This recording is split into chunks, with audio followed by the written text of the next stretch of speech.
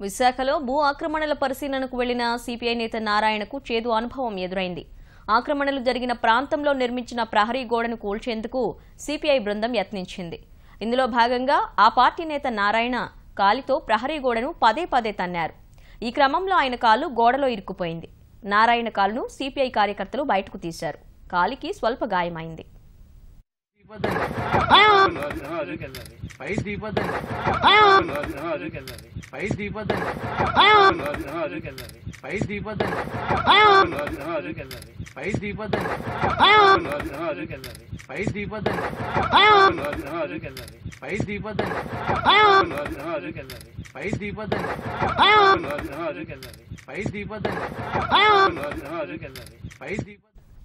విశాఖలో భూ ఆక్రమణల పరిశీలనకు వెళ్లిన సిపిఐ నేత నారాయణకు చేదు అనుభవం ఎదురైంది.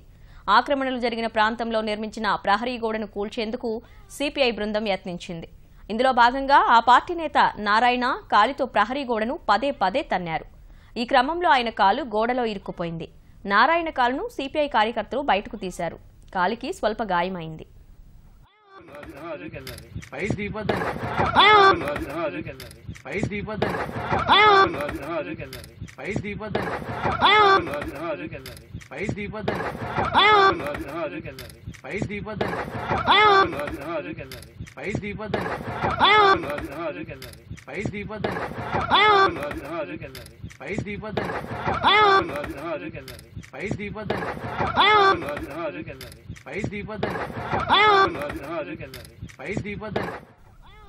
విశాఖలో భూ ఆక్రమణల పరిశీలనకు వెళ్లిన సిపిఐ నేత నారాయణకు చేదు అనుభవం ఎదురైంది.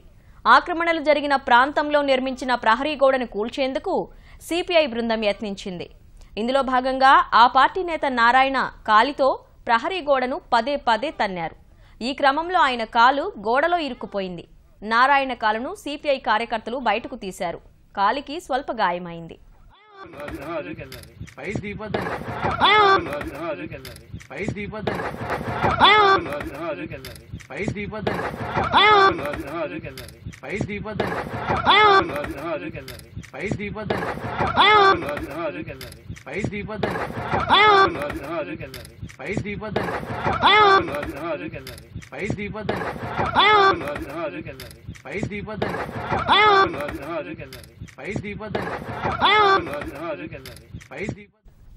విశాఖలో భూ ఆక్రమణల పరిశీలనకు వెళ్లిన సిపిఐ నేత నారాయణకు చేదు అనుభవం ఎదురైంది.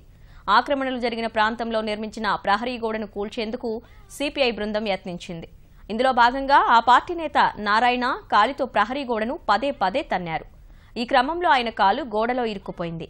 నారాయణ కాలును సిపిఐ కార్యకర్తలు బయటకు తీశారు. కాలికి స్వల్ప గాయమైంది.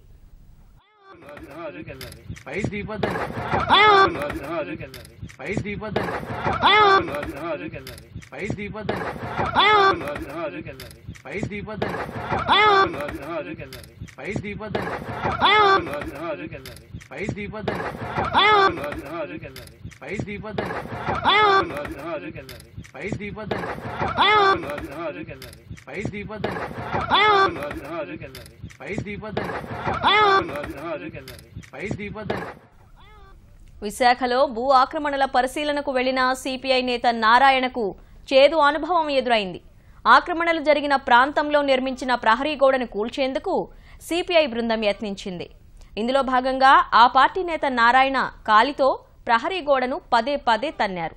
ఈ క్రమంలో ఆయన కాలు గోడలో ఇరుక్కుపోయింది. నారాయణ కాలును సిపిఐ కార్యకర్తలు బయటకు తీశారు. కాలికి స్వల్ప గాయమైంది.